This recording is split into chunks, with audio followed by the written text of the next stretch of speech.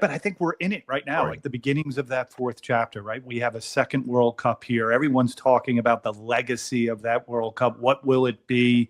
I think it's going to be a mixed legacy. It could have been such a stronger one. And then we have a Women's World Cup here, coming up in an Olympic game. So maybe out of this mega event era, what will happen? And also, I think the variety and relative strength of these professional leagues on both the men's and women's side, right? You have, MLS going to a different calendar. You have USL, talking about promotion relegation. You have two women's leagues, right? You have a robust, amateur and youth. The pyramid, if you will, has never been wider and stronger. So I would expect that we're entering this. It's no longer, is it going to make it? Right? It's going to be, what is it, and how embedded does it become in American sport culture?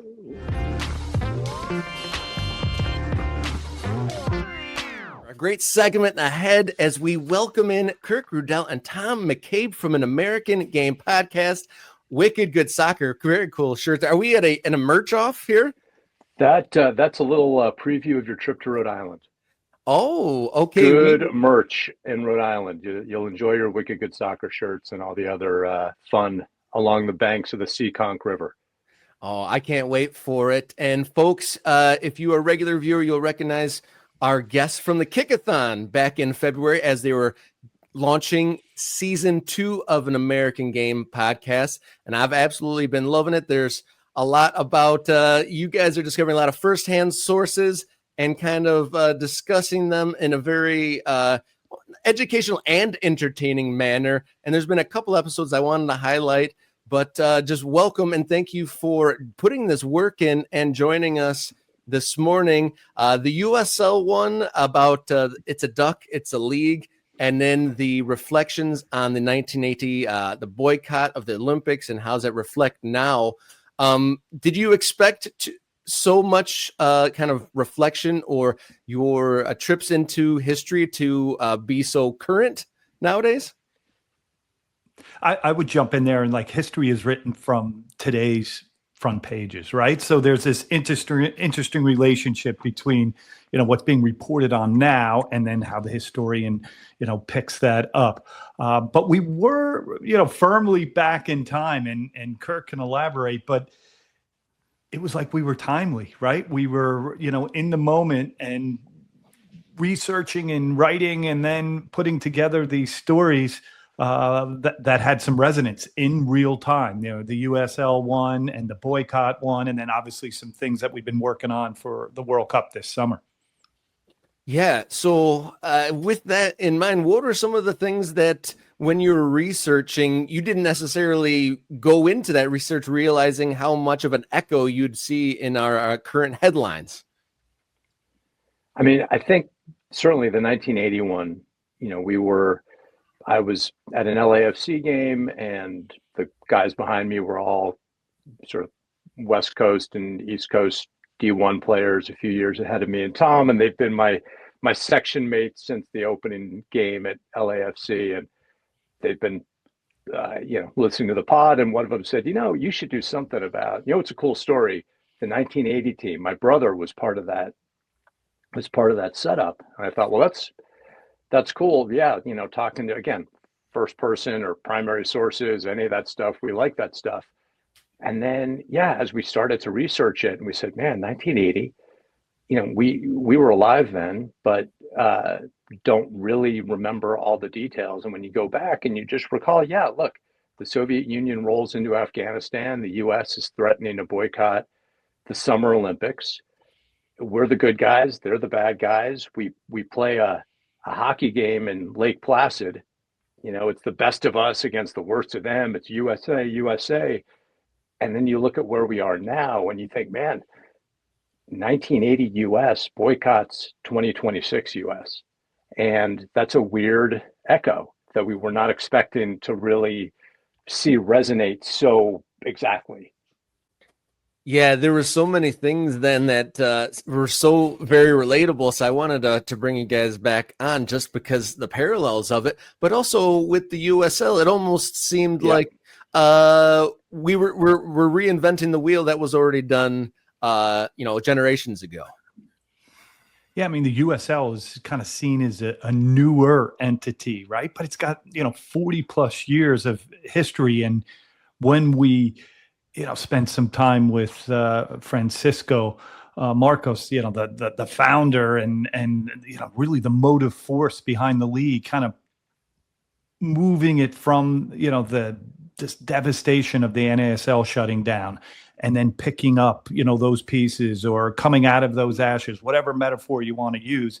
He just pieced this thing together. And then, when the U.S. gets awarded the 1994 World Cup, his light bulb goes back, right? And it's like outdoor soccer. Here we go. We're away from, the indoor game, and it's back on 11v11. And then he slowly but surely regionalizes it, nationalizes it, and really plays an integral role in the formation of Major League Soccer, even though he's, a father of the USL. So really interesting man who's devoted so much time and energy to developing, the league and the lower leagues. Really remarkable story. But talking about those echoes, Tom and I like to say that U.S. soccer history is sort of like you can think about it as three chapters of about 50 years each, right? And the first chapter was when the immigrants were first bringing the game. They're coming over to work in the factories. It's the 1870s, 1880s. It was in New Jersey before it was in Brazil. And in the beginning of the 20th century, we've got domestic leagues. You can make more money to play in the US in the 1920s than in England. We've got cup competitions. We go to a World Cup. But there was like this alphabet soup of leagues. All these immigrants come over and they want to start leagues. And then they're all competing with each other, and it's kind of messy, and they're in different localities. And then the middle chapter was the Great Depression, soccer kind of retreats.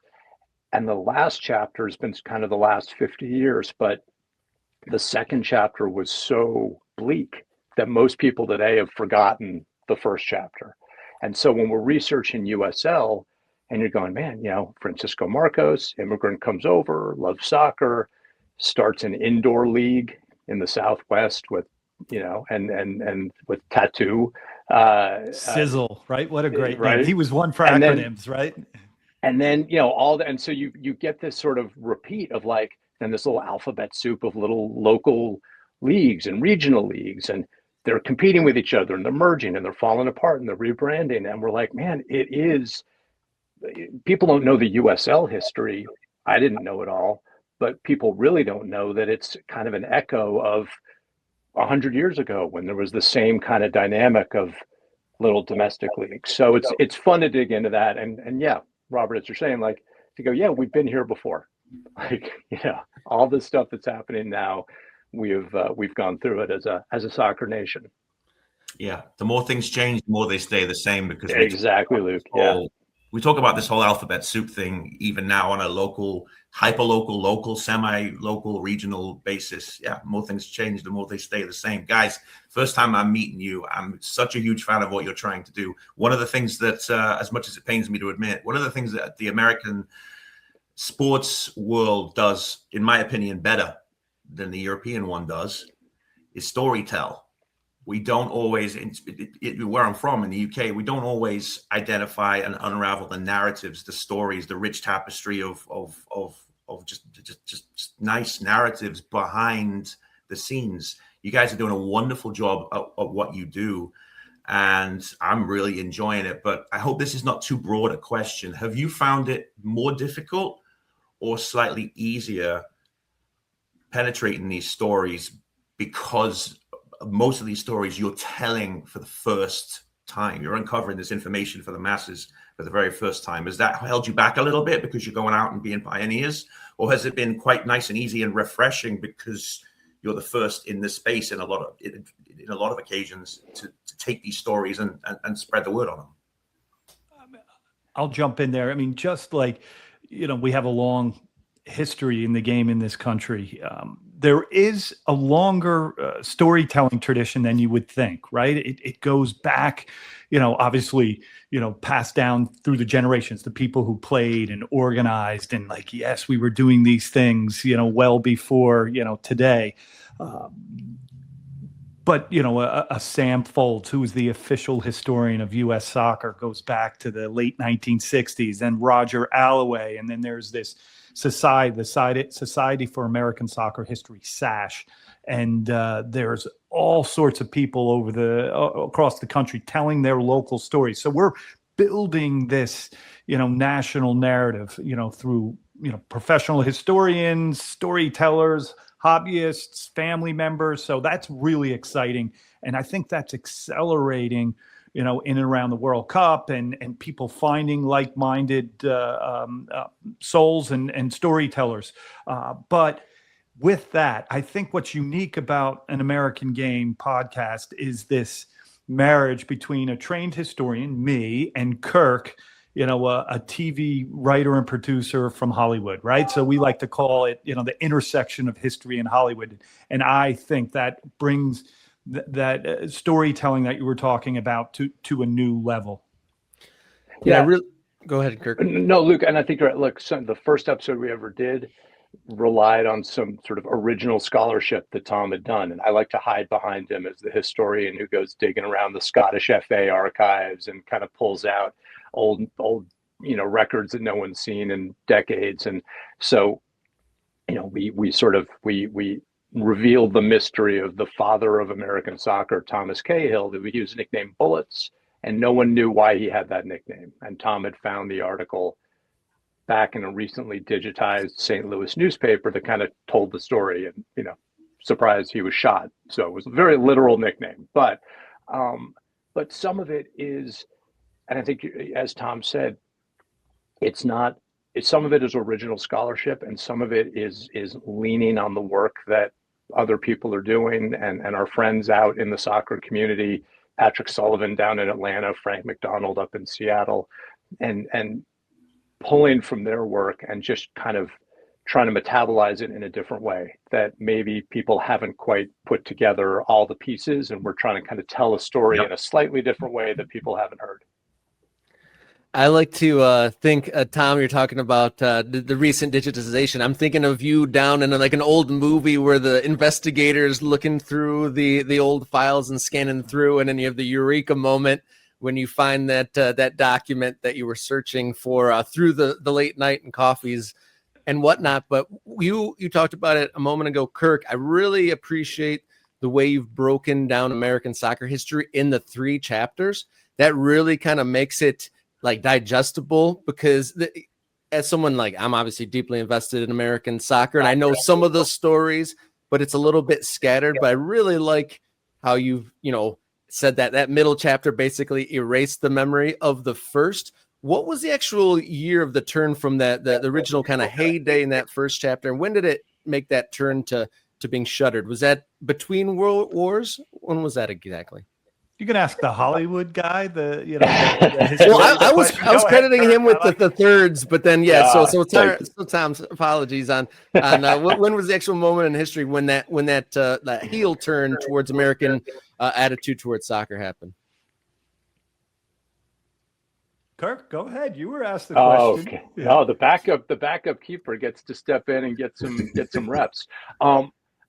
We really, we take it through the first World Cup, right? The U.S. puts a team together. The Depression is hit, but the U.S. was invited to the very first World Cup. We were the first country to send in our registration fee of a couple $100 and book our spot, and we came in third. And it was a legitimate third place. It was a legitimately good team, and it was a third place finish. We lost to an Argentinian team that may have been the best in the world at that point, and we were missing our best scorer, Archie Stark, a Scottish-American guy who's going to be the subject of an episode next week. But after that, the guys come home, and the big industrial companies through World War I in the 1920s, I think Bethlehem Steel or like the big companies that had their teams were suddenly like, yeah, we really can't afford to keep this team going, guys. Like, we can barely pay our bills. We certainly can't pay travel expenses for a soccer team.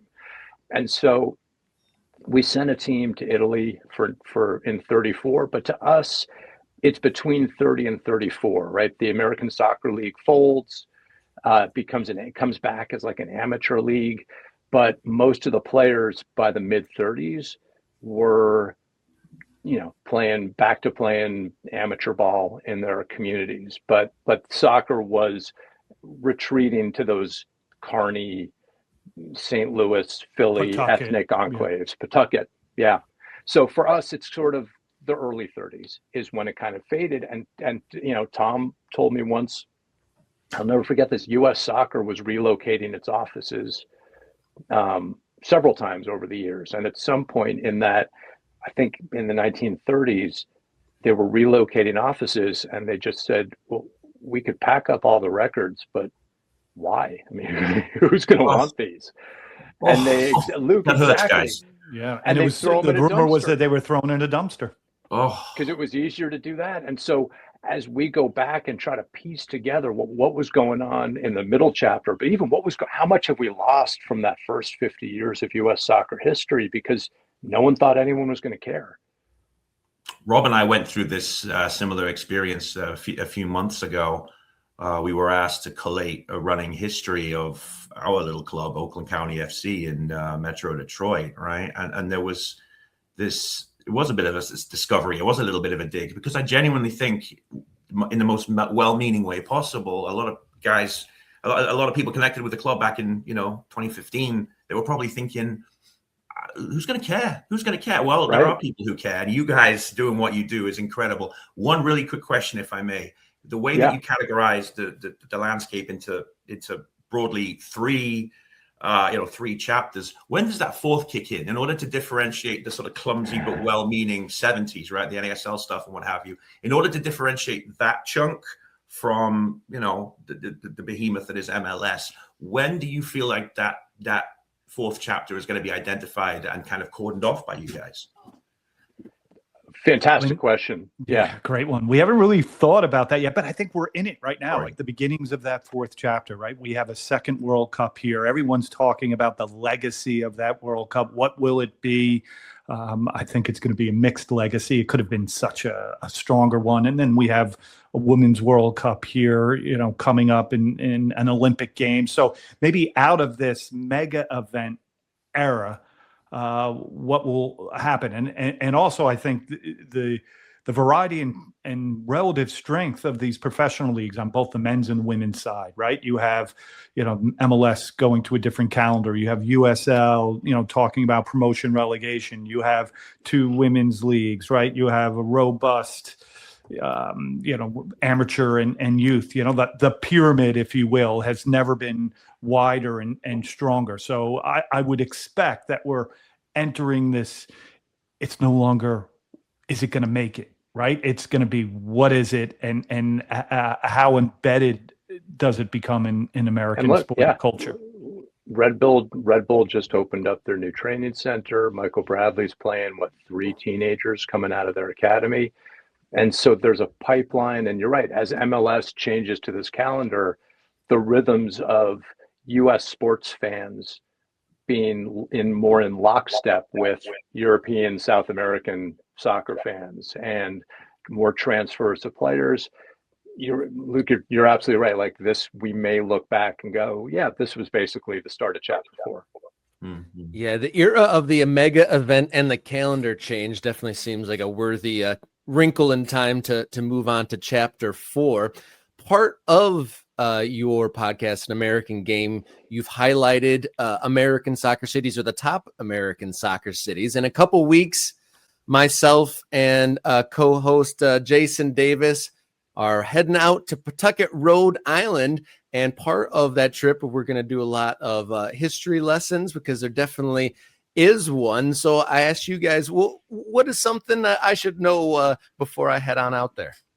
Well, you're going to see, birthplace of the American Industrial Revolution, right? And you could put a little asterisk, right? Wherever you have industry and immigration, you will find the round ball, the global game, right? So you have English and Scottish immigrants coming in the 1880s, in the 1890s, and company-sponsored teams. You probably heard of Pawtucket Free Wanderers, right? It tied to a Scottish thread mill, and this was their American subsidiary. They win the American Football Association Cup, 1892-93, with a fellow that we've kind of highlighted in goal, Denny Shea, the patriarch of American goalkeepers. Then you have another work team, Howard and Bulla in the early 1910s win that same cup again. So you have this local soccer scene, a New England soccer scene. You've got your Rhode Island teams from Providence and Pawtucket. Then you have Fall River and New Bedford, and then obviously a Boston as the big city. So you have, the beginnings, the foundations of, company-sponsored teams, social club teams, kind of native-born teams. So it's a really interesting landscape to learn about the game. And one other thing, I think, in Pawtucket, Fred and Oliver Watson were the first professional black players in the history of the United States. And Brian Bunk and Ed Farnsworth have unearthed some really interesting stories about those two gentlemen and players. Wow. Okay. So there's the nugget. That's why I keep them around. We got a Rhode Islander in the comments, and we'll all learn how to speak non-rhotic fashion. I don't even know what that means. What is that? The bucket. The Rhode Apparently, Island? they call it the bucket, right? And it's a derogatory term in some locals' view, right? You got to get out of the bucket. You got to get out of the bucket. Well, Kirk and Tom, it's been a pleasure to have you back on Morning Kickaround, season 2 of An American Game. Are we halfway through it? How much left of season 2 is there? We're about halfway through, and then we will take a little hiatus and gear up for another round of Tom digging through the dusty archives. But we have two good ones coming. We have Archie Stark, the very first person inducted into the National Soccer Hall of Fame in 1950, and it's tied into the Tartan Army coming to the United States for the World Cup.